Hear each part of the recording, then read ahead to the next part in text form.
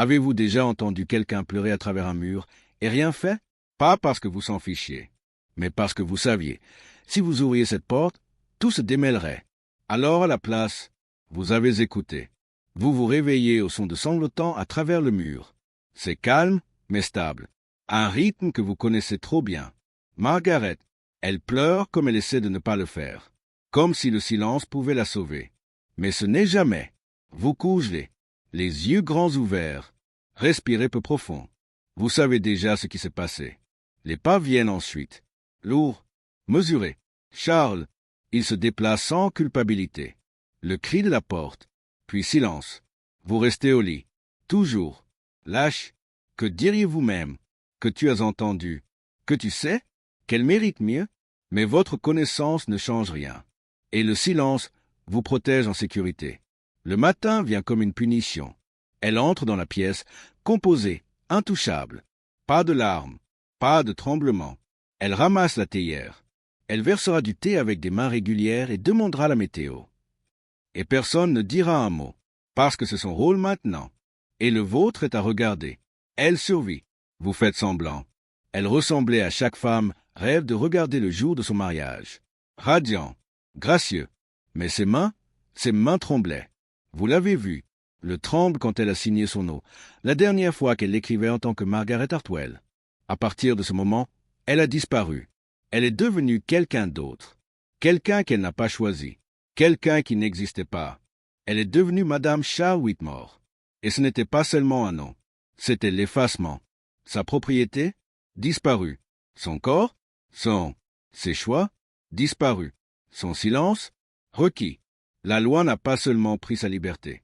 Cela s'est assuré que personne ne remarquait qu'elle l'avait perdue. L'être même ou l'existence juridique de la femme est suspendue pendant le mariage. Suspendue. Comme une horloge s'est arrêtée au milieu du tic.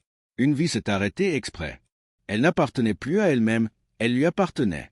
Et personne ne l'a interrogée. Parce qu'une femme disparaissant dans son mari n'était pas tragique. C'était attendu. Elle ne vous a jamais dit ce qui s'est passé cette nuit-là. Elle n'avait pas à le faire. Tu savais. Chaque femme sait. C'est la partie dont personne ne vous prévient, et la partie que personne ne peut oublier.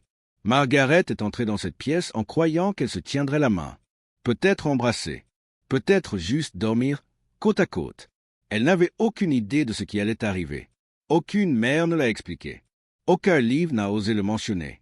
L'ignorance faisait partie du rituel. Et quand c'est arrivé, pas doucement, pas gentiment. Je viens de lui faire. Elle n'a pas crié. Elle ne s'est pas battue. Elle a juste laissé cela se produire, parce que c'est ce qu'elle a appris que faire les bonnes femmes. Eleanor Glenn l'a dit le mieux. Elle s'attendait à l'amour. Au lieu de cela, elle pensait qu'elle était en train de mourir. Et Mary Kingsley, elle a trouvé les mots que Margaret n'a jamais pu. Le mariage est un viol légalisé. Il n'y a pas d'autre mot pour ce qui arrive aux femmes qui l'entrent sans préparation. Il n'y a pas de cérémonie pour cette vérité. Pas de voile en dentelle pour le couvrir.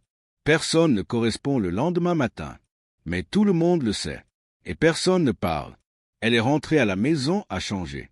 Et tu savais, parce que quelque chose dans ses yeux était devenu complètement immobile. Elle ne s'en soulève jamais. Pas une fois. Pas les ecchymoses. Pas la douleur. Pas les nuits qu'elle marche à peine le lendemain matin.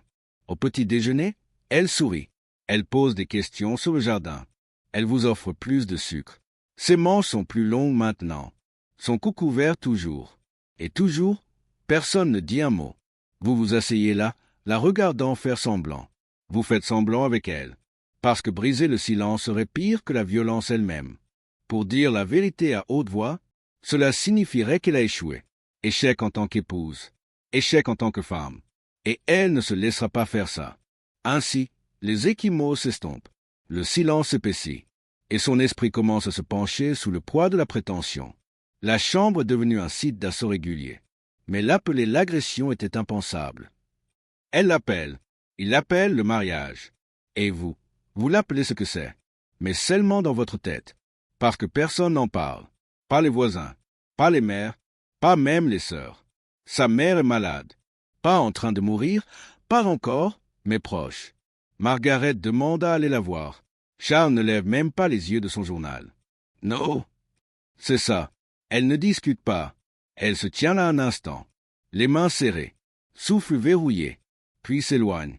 Vous lui demandez plus tard pourquoi elle n'est pas allée de toute façon.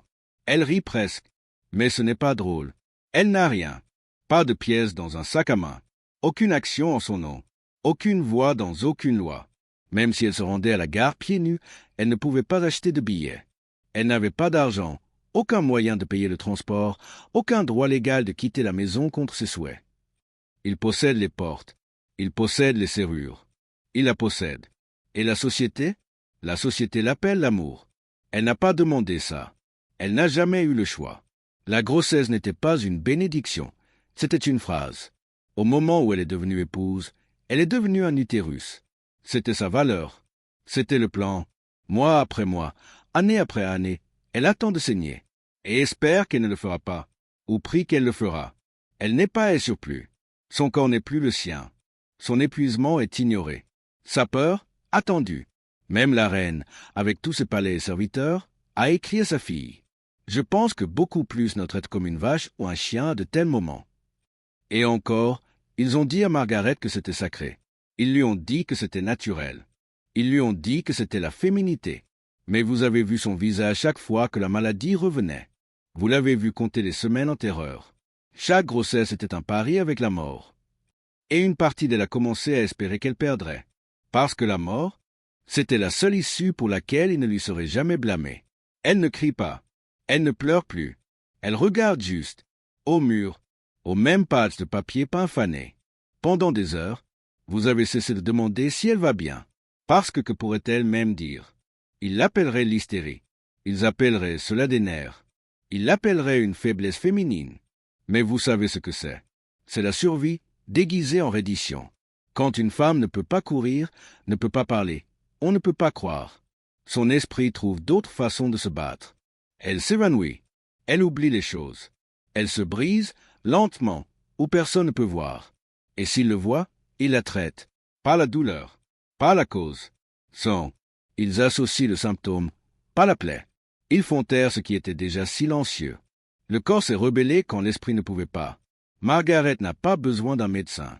Elle a besoin d'une issue. Mais la folie est la seule porte qu'ils aient jamais laissé déverrouiller. Avant lui, il y avait des fêtes. Robes, gants, rires soigneusement mis en scène. Margaret savait comment jouer le rôle. Charmant, mais pas audacieux. Joli, mais pas suggestif. Smart, mais juste assez. L'objectif était clair, soyez recherchés. Mais ne voulons jamais. La parade nuptiale n'était pas un lien. C'était une audition. Et elle a joué comme sa vie en dépendait. Parce que c'est le cas. Amour romantique, c'était pour les romans. Pas pour les femmes comme elle, sans dot, sans pouvoir et sans seconde chance. Charles l'a choisi. Et c'était censé être la fin heureuse. Elle croyait que cela pourrait être. Parce qu'un instant, juste un bref instant, la porte semblait ouverte. L'engagement a été le plus heureux, parce qu'il représentait la possibilité. Pas l'amour, pas la liberté, juste l'illusion, que quelque chose de mieux pourrait arriver. Ce n'est pas le cas. Elle pouvait partir. Il dit ça, n'est-ce pas? Pourquoi ne partirait-elle pas? Parce que les femmes qui courent ne s'échappent pas. Ils disparaissent. Caroline Norton a essayé. Son mari a emmené ses enfants, lui a pris de l'argent, a pris les pages de ses romans et a signé son nom. Et personne ne l'a arrêté. Margaret lit les journaux. Elle sait comment le monde réagit aux femmes qui s'éloignent. Comme s'ils avaient commis le crime, pas survécu. Alors elle reste, et tout le monde la loue. Respectable, digne, obéissant. La respectabilité n'est pas une protection. C'est le prix d'être autorisé à exister en public. Même les riches ne peuvent pas acheter leur sort. Lady Constance avait tout, titre, robe, serviteur. Mais pas de liberté, pas de voix. Je suis comme un oiseau dans une cage dorée, bien nourri, bien hébergé, mais toujours prisonnier. Margaret n'a pas besoin de richesse. Elle a besoin d'une clé. Mais il n'y a pas de clé pour les cages que la société refuse d'admettre exister. Ils punissent des femmes qui se battent. Ceux qui crient, force nourrie jusqu'à ce qu'ils saignent. Verrouillés, étiquetés fous, effacés. Mais Margaret ne crie jamais. Elle ne crie pas, ne casse pas les assiettes, ne court pas dans la nuit. Elle survit juste, tranquillement, délibérément, nuit après nuit. Vous l'entendez à travers le mur. Chaque SOB, chaque silence. Vous n'interviendrez jamais, mais vous n'arrêtez jamais d'écouter. Et l'espace après ses pleurs s'arrête. Ce n'est pas un soulagement. Ce n'est pas de repos. C'est autre chose. Le silence qui n'est pas la paix. C'est le calme d'une femme qui rassemble sa force pour un autre jour. Elle n'a besoin de personne pour assister à son combat, parce que son combat respire. Soulèvement, pansement, verser du thé. Chaque petit acte le défie. Et vous le savez, parce que vous l'avez entendu, parce que vous l'entendez toujours. Elle est toujours là, pas sûre, pas guérie, juste ici. Vous la transmettez dans le couloir. Elle hoche la tête, vous hochez la tête. C'est tout ce qu'il y a maintenant. La nuit, elle regarde le même morceau de papier peint. Ne pas le lire, ne pas étudier. J'essaie juste de survivre à travers. Le motif est usé. Comme elle se réveille. Robe, sourit, rien ne dit. Il n'y a pas de discours pour ce qu'elle porte. Il n'y a que le poids et la force qu'il faut pour continuer à se tenir sous elle. Vous pensiez que la survie ressemblait à un triomphe. Mais maintenant tu sais mieux. Parfois, cela ressemble à un silence. Son histoire n'est pas unique, mais elle n'est pas oubliée. Et toi, vous vous souviendrez.